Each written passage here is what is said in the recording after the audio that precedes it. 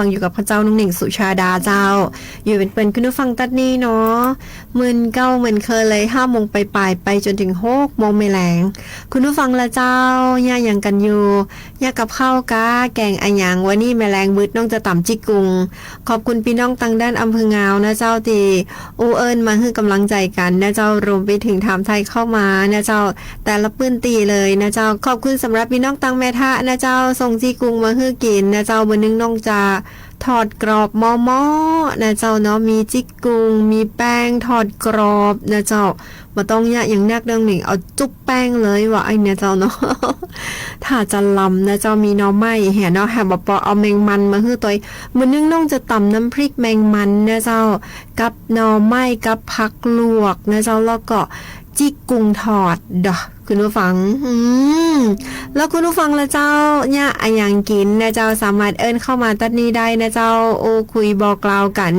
0542245556ใครฟังเพลงอะหยังก็เอิ้นกันเข้ามานะเจ้าเรื่องราวข่าวสารอะหยังที่จะฮื้อนอกเป็นสื่อกลางในการประชาสัมพันธ์ยินดีทุกเรื่องราววันนี้น้องมีเรื่องราวนักหลายมาเล่าสู่กันฟังโดยเฉพาะปีนี้กับงานมหกรรมสมุนไพรนะเจ้าเนาะงานนี้ต้องบอกเลยว่าห้ามพลาดไผที่ชอบนวดไผที่ชอบเรื่องราวของสมุนไพรตึงมดตึงเสียงเพราะว่าเป็นรวมหมอนะเจ้าแพทย์แผนไทยรวมไปถึงแพทย์พื้นบ้านอีนะแพทย์ทั้งเลือกนะเจ้ามากันนักกันหลายเลยทีเดียวเหมือนเก่าเหมือนเคยคุณผู้ฟังอลังการงานสร้างปีนี้เปิ้นจะไปจัดตีส่วนสาธารณะหนองกระติงใกล้ๆกับกาดนางกอมแอดหนองกระติงฮันเนอร์คุณผู้ฟังเจ้างานนี้ห้ามพลาดเดี๋ยวน้องมีรายละเอียดเรื่องนี้เล่าสู่คุณผู้ฟังได้รับฟังกันกับงานมหกรรมสมุนไพรนะเจ้าหรือว่าลำปางเฮิบเอาเป็นว่าจะอี้เจ้า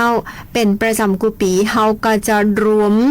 คลังสมองของลำปางเรื่องราวของสมุนไพรตึงมดตึงเสียงกู่อำเภอมาไว้ตัดนี้นะเจ้าแน่นอนที่สุดคุณผู้ฟังที่ชอบนวดอย่างน้องนี่นะเจ้ารวมไปถึงเกี่ยวกับสมุนไพรห้ามพลาดเหมือนกันเดี๋ยวรายละเอียดต่างๆน้องก็จะเล่าสู่คุณผู้ฟังได้รับฟังกันเจ้ารวมไปถึงเรื่องราวข่าวสารที่น่าสนใจจากคุณผู้ฟังที่ทำหนังสือเรียนถึงท่านนายกเจ้าว่าฝากประชาสัมพันธ์จิมเนอร์อีนะเจ้าอันนี้น้องก็จะเอามาเล่าสู่กันฟังในรายการนี้และแฮมบปอเจ้าสำหรับหลายๆท่านที่ฝากท่านสจทุกเขตทุกอำเภอมาหนาสามารถอูเอิญบอกกล่าวท่านสจมีเบอร์น้องหนิงเจ้าเปิ้นจะโทรเข้าหานะเจ้าปีนี้ฝากข่าวประชาสัมพันธ์จิมเนอร์น้องหนิงฝากข่าวประชาสัมพันธ์จิมเนอร์อีนะเจ้าเฮาจะเอาทุกเรื่องราวมาเล่าสู่กันฟังตัดนี้ร่วมขึ้นร่วมใจก้าวไปกับอบจลำปางโดยฝ่ายประชาสัมพันธ์สังกัดกองยุทธศาสตร์และงบประมาณองค์การบริหารส่วนจังหวัดลำปางอำนวยการผลิตโดยนางสาวตวงราชลุสุนทรนายกองค์การบริหารส่วนจังหวัดลำปางเจ้าท่านนายกยินดีทุกเรื่องราวแต่เปิ้นบอกว่าช่วงเวลานี้เป็นช่วงเวลาของพี่น้องประชาชนตึงมดตึงเสียงทุกกลุ่มทุกเพศทุกวัยตีจะต้องเอามาแลกเปลี่ยนเรื่องราวดีๆห่อกันนายเจ้าน้องก็เอาเรื่องราวจากอบจลำปางมาเล่าสู่คุณฟังได้ฟังกันคุณผู้ฟังก็เอาเรื่องราวที่บ้านของท่านมาเล่าสู่กันฟังรวมไปถึงน้องๆเยาวชนสภาเยาวชนนะเจ้าถ้าฟังพี่หนิงอยู่มีเรื่องราวอย่างดีๆนายเจ้าก็มาเล่าสู่กันฟังที่นี่กับรายการโฮมคือโฮมใจก้าวไปกับอบจลำปางตังสทลำปาง97เมกะเฮิรตซ์ฟังชัดทั่วไทยฟังไกลทั่วโลกฟังอยู่ที่ไหนก็ได้ฟังย้อนหลังก็ได้นะคุณผู้ฟังเนอะเอาละเจ้าช่วงนี้เฮาไปพักฟังเพลงกันก่อนกับเพลงนี้พิเศษให้กับคุณผู้ฟังกูปื้นตีถ้าฟังรายการอยู่พิเศษให้กับพี่น้องตังแม่ท่าพี่น้องอำเภองาวนะเจ้ายินดีและขอบคุณจ้านะ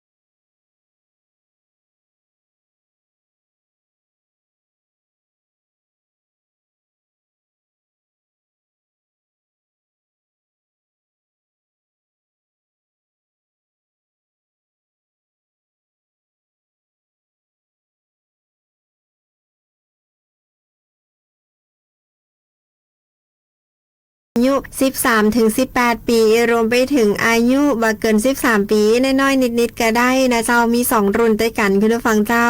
มาฟังดีๆนะเจ้ากับองค์การบริหารส่วนจังหวัดลำปางขอเชิญน้องๆมาสมัครเข้าร่วมโครงการลำปาง AI and Tech Forward 2025นะเจ้าองค์การบริหารส่วนจังหวัดลำปางนะเจ้าขอเชิญเยาวชนและก็พี่น้องประชาชนทั่วไปสามารถสมัครเข้าร่วมโครงการพัฒนาสร้างองค์ความรู้เทคโนโลยีปัญญาประดิษฐ์หรือว่าลำปาง AI Tech Forward 2025นะเจ้าซึ่งมีกิจกรรมการเรียนรู้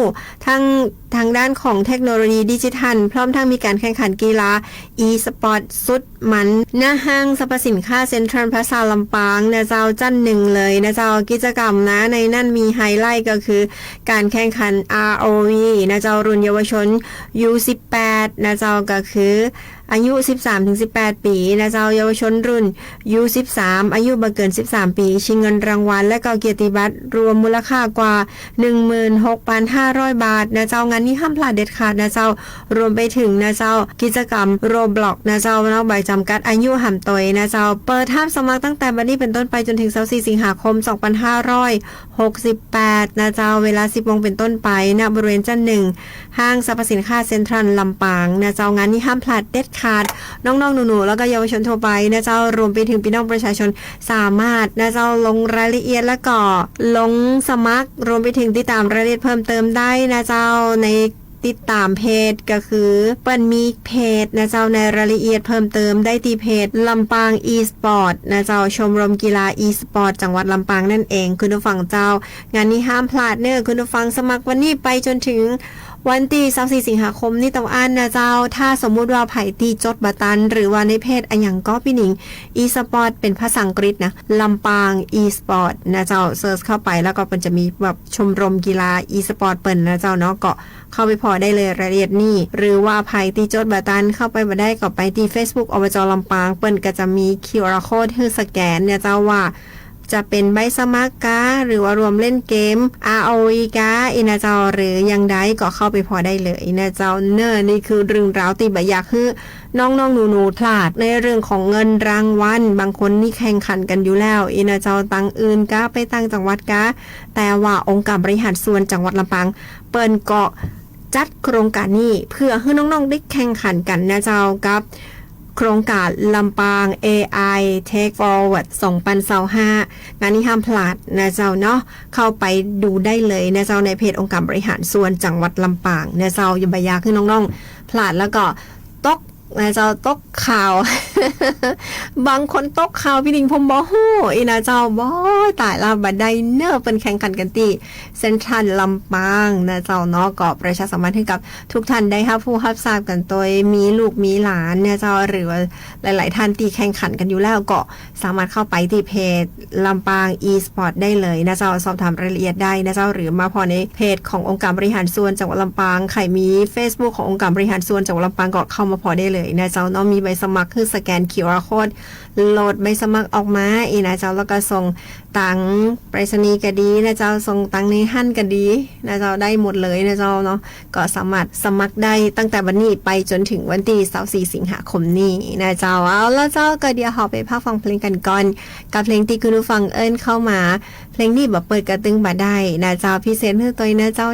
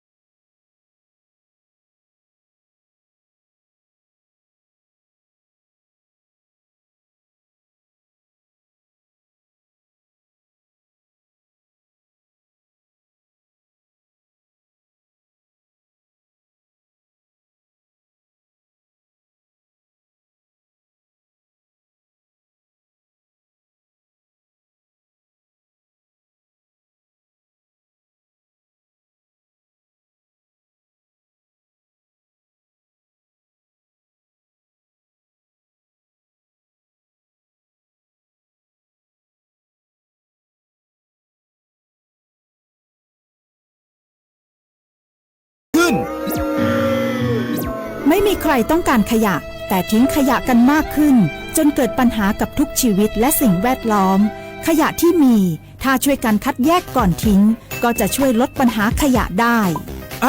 ก่อนทิ้งดูให้ดีนะครับ ขยะเปียกถังสีเขียวขยะทั่วไปถังสีน้ำเงินขยะรีไซเคิลถังสีเหลืองขยะอันตรายถังสีแดงคัดแยกขยะก่อนทิ้งเริ่มได้ที่ตัวเราเท่ากับช่วยลดขยะบนโลกสนับสนุนโดยองค์การบริหารส่วนจังหวัดลำปางให้โลกเราสวยพวกเรามาช่วยกัน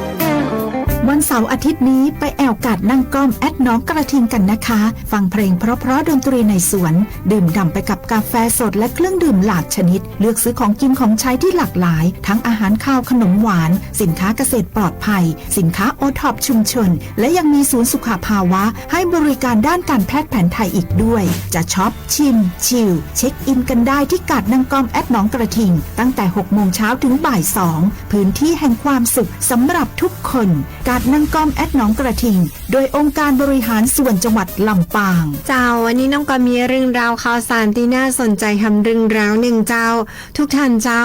ทุกส่วนราชการรัฐวิสาหกิจนะเจ้าทุกพื้นที่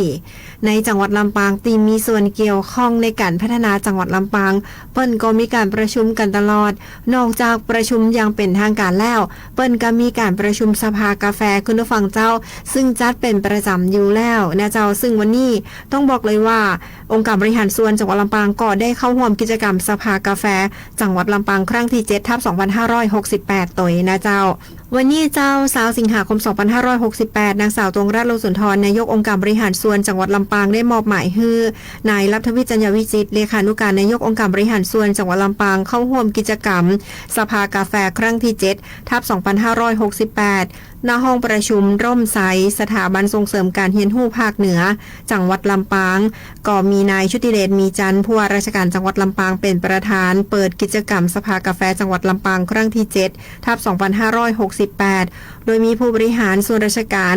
หน่วยงานรัฐวิสาหกิจภาคเอกชนภาคประชาชนเข้าร่วมกิจกรรมซึ่งหน่วยงานในสังกัดกระทรวงศึกษาธิการเป็นเจ้าภาพในการจัดงานครั้งนี้เจ้าสำหรับการจัดกิจกรรมสภากาแฟจังหวัดลำปางมีการจัดขึ้นเป็นประจำกูเดือนเพื่อเป็นเวทีให้กับหน่วยงานภาครัฐภาคเอกชนรัฐวิสาหกิจและก็พี่น้องสื่อมวลชนได้พบปะอู้คุยกันแล้วก็แลกเปลี่ยนความคิดเห็นในบรรยากาศที่บ่เป็นทางการนะเจ้าอันจะช่วยเสริมสร้างความร่วมมือในการประสานงานรวมถึงเป็นช่องทางในการประชาสัมพันธ์กิจกรรมที่มีประโยชน์กับพี่น้องประชาชนแห่งตนนะเจ้าทั้งนี้เจ้าภาพที่จะร่วมจัดกิจกรรมครั้งต่อไปก็ได้แก่กระทรวงแรงงานกระทรวงยุติธรรมและก็กระทรวงพาณิชย์นะเจ้างานนี้ต้องบอกเลยว่ามีเป็นประจำกูเดือนนะเจ้าทุกภาคส่วนได้ไปประชุมกันอย่างเป็นทางการมีอย่างก็คุยพบปะแลกเปลี่ยนกันนะเจ้ากินหอมตอมม่วนกันเล่าสู้กันฟังว่าเป็นจะได้อีนะเจ้านอกเหนือจากการตีได้ไปอย่างเป็นทางการแล้วนะเจ้าเนาะอันนี้ก็เล่าสู่เพิ่นฟังได้รับฟังกันตัดนี้นะเจ้าช่วงนี้ต้องบอกเลยนะเจ้าว่ามีการประชุมนักหลายนะเจ้าบอกว่าจะเป็นประชุมผู้บริหารองค์กรปกครองส่วนท้องถิ่นคุณผู้ฟังเจ้าก็ทางด้านขององค์การบริหารส่วนจังหวัดลำปางก็ได้ร่วมประชุมผู้บริหารองค์กรปกครองส่วนท้องถิ่นครั้งที่ 3/2568 ต่อยนะเจ้าตั้งแต่วันที่ 18 สิงหาคม 2568เวลาบ่ายโมงเกิงเจ้านางสาวตวงราช โลสุนทรนายกองค์การบริหารส่วนจังหวัดลำปางเนี่ยเจ้าได้มอบหมายให้นายพิสุทธิพลประสานรองนายกองค์การบริหารส่วนจังหวัดลำปางพร้อมด้วยนายปรีชากัลลาผู้อำนวยการกองยุทธศาสตร์และงบประมาณองค์การบริหารส่วนจังหวัดลำปางเข้าร่วมประชุมผู้บริหารองค์กรปกครองส่วนท้องถิ่นครั้งที่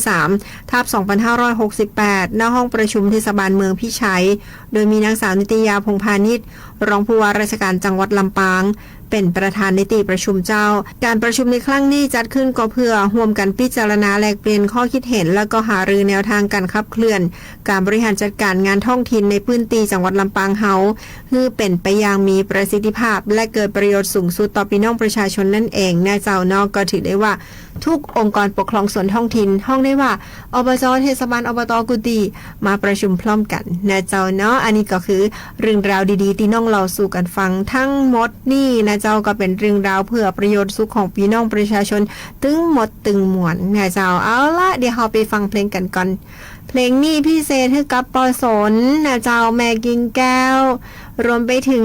แม่เบานะเจ้าเนาะที่ฟังรายการอยู่เนอะว่าอันเนี่ยเจ้าเนาะขอบคุณจัดนักจัดหลายนะเจ้ายินดีและขอบคุณจัดนักที่ติดตามลำตัวน้องนะเจ้าไปที่ไหนก็มีคนตักเนาะว่าฟังรายการอยู่นะนะเป็นประจำเลยว่าอันเนี่ยเจ้าบ่เคยหมุนคลื่นไปไหน5 โมงไปถึงเสาะละอีนะเจ้าเสาะวิทยุมาเปิดเป็นว่าอันเนี่ยเจ้ายินดีและขอบคุณจัดนักนะเจ้าเนอะอยู่เป็นเพื่อนกันเจ้ากับเพลงนี้เจ้าพิเศษคือตัวเนาะ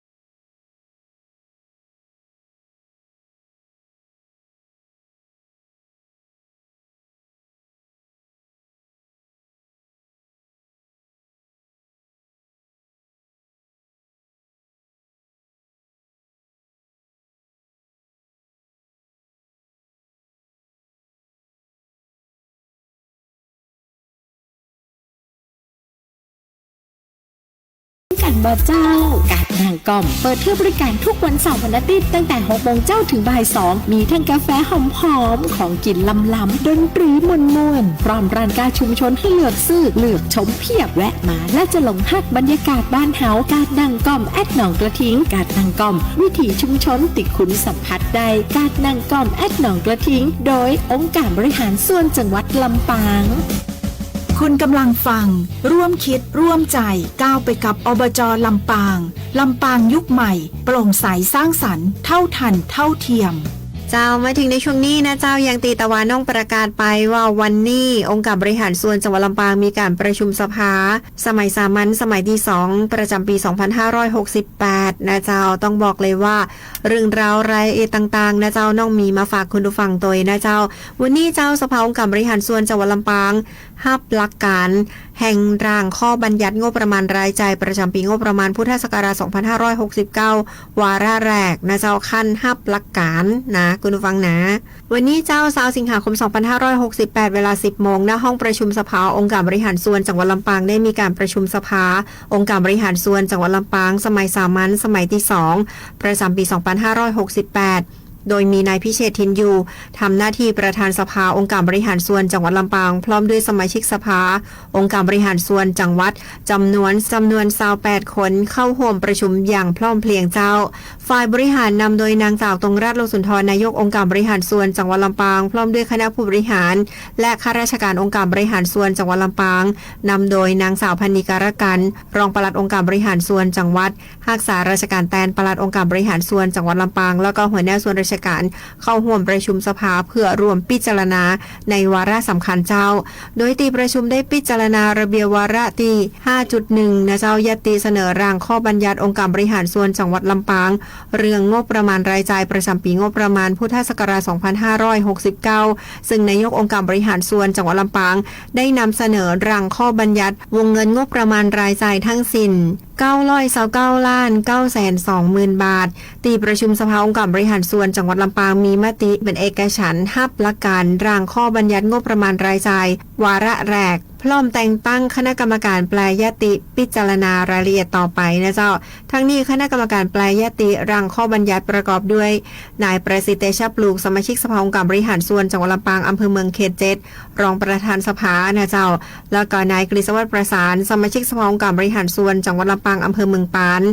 3. นายกมลถาน้อยสมาชิกสภาองค์การบริหารส่วนจังหวัดลำปางอำเภอเมืองลำปางเขต 2 4. นายธนวุฒิเป็งขวัญสมาชิกสภาองค์การบริหารส่วนจังหวัดลำปางอำเภอเจาะห่มเขต 1 5. นายพงษ์ดนัยเครือคำอ้ายสมาชิกสภาองค์การบริหารส่วนจังหวัดลำปางอำเภอแม่พริก 6. นายวัฒนาสิทธิวังสมาชิกสภาองค์การบริหารส่วนจังหวัดลำปางอำเภอกเกาะคาเขต 1 7. นางทายานีศรีโรจนกุลสมาชิกสภาองค์การบริหารส่วนจังหวัดลำปางอำเภอแม่เมาะเขต 1โดยมีการกำหนดรับคำขอแปลยติในวันที่21 22 และ 25 สิงหาคม 2568 เวลา 8 โมงเกิงถึง4 โมงเกิงณห้องประชุมสำนักงานเลขานุการองค์การบริหารส่วนจังหวัดลำปางจันทร์4ซึ่งที่ประชุมมีมติเห็นชอบเป็นเอกฉันท์28 เสียงนะเจ้านอกจากนี้ในที่ประชุมก็พิจารณายติเรื่องอื่นๆ 5.2 เจ้ายติขออนุมัติโอนงบประมาณรายจ่ายประจำปี 2568 โอนตั้งรายการใหม่จำนวน3รายการนะเจ้าจะซื้อกล้องถ่ายรูปภาพ1ระบบดิจิทัลพร้อมอุปกรณ์2รายการนะเจ้าแล้วก็โทรศัพท์เคลื่อนที่กองยุทธศาสตร์และงบประมาณนะเจ้า 5.3 ยติขออนุมัติเงินงบประมาณรายจ่ายประจำปี 2568 โอนตั้งรายการใหม่จะซื้อเก้าอี้พักคอย4ที่นั่งของกองช่างนะเจ้า5.4 เจ้ายติขออนุมัติโอนเงินงบประมาณรายจ่ายประจำปีพุทธศักราช 2568 โอนตั้งรายการใหม่จะซื้อเครื่องสูบน้ำสำนักปลัดนะเจ้า 5.5 เจ้ายติขออนุมัติโอนงบประมาณรายจ่ายประจำปี 2568 โอนตั้งรายการใหม่โครงการปรับปรุงอาคารลำปางเกตเวย์บริเวณลานพระบรมราชานุสาวรีย์สมเด็จพระนเรศวรมหาราชอำเภอเกาะคาของสำนักปลัดนะเจ้าแล้วก็ 5.6 ยติ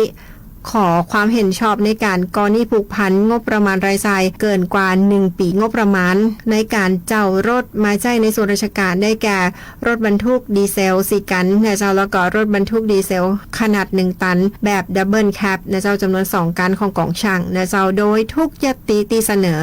ได้รับความเห็นชอบจากที่ประชุมสำหรับวาระสุดท้ายเรื่องอื่นๆที่ประชุมได้รวมกันติดตามความก้าวหน้าของโครงการต่างๆพร้อมทั้งเสนอแนะข้อคิดเห็นที่เป็นประโยชน์ต่อการดำเนินงานขององค์การบริหารส่วนจังหวัดลำปางเพื่อใจเป็นแนวทางในการขับเคลื่อนและก็พัฒนายกระดับคุณภาพชีวิตของพี่น้องประชาชนให้ดีขึ้นนะเจ้าอันนี้ต้องบอกเลยนะเจ้านำเรียนคุณผู้ฟังได้รับรู้รับทราบถึงแม้ว่าคุณผู้ฟังบ่ได้มานั่งประชุมสภากับท่านสจทุกเขตทุกอำเภอของท่านแต่ท่านสามารถพอใน Facebook ได้นะเจ้าว่ายติอะไรอย่างวาระติต่อใดนะเจ้าเนาะสามารถเข้าไปพอได้นะเจ้าแล้วก็ข้าเจ้าน้องหนิงสุชาดานำเสนอในรายการนี้ร่วมกึศร่วมใจ ก้าวไปกับอบจลำปางยุคใหม่โปร่งใสสร้างสรรค์เท่าทันเท่าเทียมและนี่คือวิสัยทัศน์ของท่านตวงรัตน์ โอสุนทรนายกองค์การบริหารส่วนจังหวัดลำปางและอยากให้พี่น้องประชาชนได้รับรู้ทุกเรื่องในการพัฒนาองค์การบริหารส่วนจังหวัดลำปางเราจะพัฒนาไปพร้อมๆกันจับมือไปพร้อมๆกันปีหู้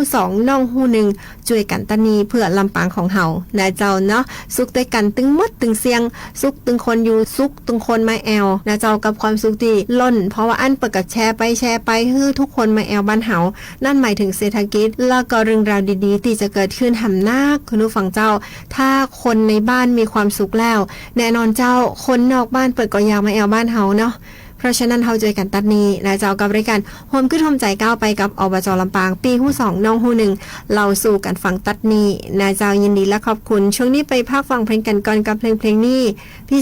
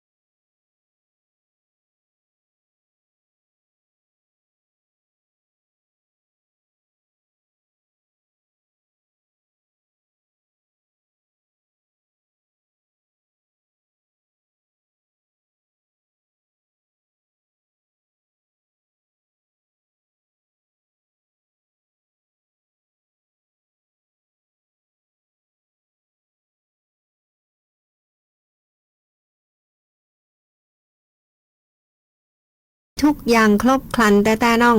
เพราะว่าจะเป็นสินค้าโอท็อปสินค้าพื้นเมืองเสื้อผ้านะเจ้ารวมไปถึงกาแฟของดีลำปางพี่น้องเกษตรกรเอาพักมาขายในห้างเหมาะขนาดสดๆตึงนั่นนะเจ้ารวมไปถึงอาหารการกินนักหลายขาดอย่างเดียวน้องบะหมี่เซรามิกอินะเจ้าว่าแน่นะคือด้วยฟังเจ้าอย่างที่น้องได้นำเรียนจำได้ก็เจ้าว่าทางด้านองค์การบริหารส่วนจังหวัดลำปางเองนะเจ้าท่านนายกตวงราชโลกสุนทรนายกองค์การบริหารส่วนจังหวัดลำปางเองได้รับเรื่องจากพี่น้องตังกาดรวมไปถึงคนที่มาแอลกาดนะเจ้าเปิ้นก็มีความคิดเห็นตอบแบบสอบถามนะเจ้าว่าควรจะปรับปรุงการนางกอมอย่างใดเปิ้นก็รวบรวมถึงหมดถึงเสียงโดยหัวหน้าโอเลฝ่ายสวัสดิการสังคมของสำนักปลัดนะเจ้าเข้าไป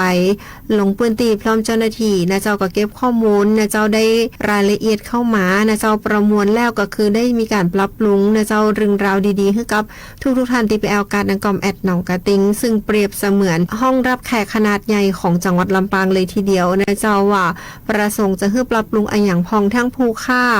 รวมไปถึงภูมิติมาใช้บริการตัวเองนะเจ้าเนาะก็สรุปได้ว่าตึงมดตึงเสียงเปิ่นก็มีข้อมูลแล้วเสร็จนะเจ้าแล้วก็เปิ่นจะปรับปรุงในช่วงของฤดูฝุ่นคือฝั่งเจ้าช่วงหน้าแล้งว่าอันตนานะเจ้าเนาะมันมีฝุ่นนักก็ไผก็บ่ค่อยได้ใครไปแอลต่อใดนักกีฬาก็บ่ค่อยได้ออกวิ่งอันนั้นนะเจ้าเป็นโอกาสดีนะเจ้าเปิ้นก็จะปิดปรับปรุงในเรื่องของการนางกอมแอดหนองกระติงเปิ้นก็จะมีโซนในเรื่องของเซรามิกตัวนะเจ้าเซรามิกแอนด์คราฟต์นะเจ้าเนาะก็แน่นอนเจ้าในเพจของท่านตวงราชโลกสุนทรนายกองค์การบริหารส่วนจังหวัดลำปางนะเจ้าเปิ้นก็